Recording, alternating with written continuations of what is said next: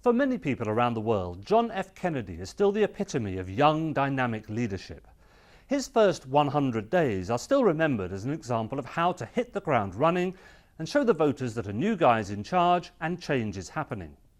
I think I'm right in saying that it was actually FDR and not JFK who first coined the 100 days phrase in American politics.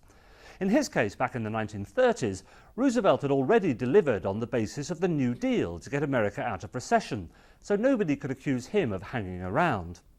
Now leaders across the world are expected to show what they've done with their own first 100 days. In France, President François Hollande has just passed his after his victory over Nicolas Sarkozy. Hollande has delivered on many of his campaign promises, including higher taxes for the rich, pulling French troops out of Afghanistan and even cutting his own salary. And yet more than half the French people think their country is actually changing for the worse.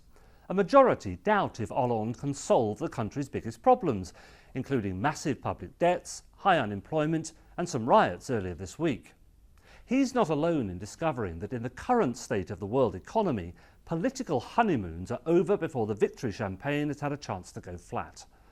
The truth is that no new leader, if left all right, can sweep to power and wave some kind of magic wand. That may mean that around the globe, democratic leaders will have to get used to the idea that they may get just one term before being rejected as failures.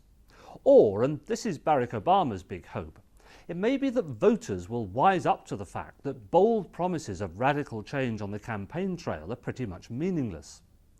It's the antithesis of the way Obama campaigned himself 4 years ago, of course, but the message, "Don't let anybody kid you, there's an easy way out of this mess," may well resonate with a lot of voters.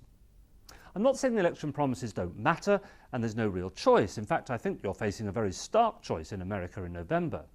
But in the US, as elsewhere, be prepared to accept that after 100 days, whoever you elect is more likely to be perceived as a disappointment than a saviour. This is Lance Price for CBS News in London.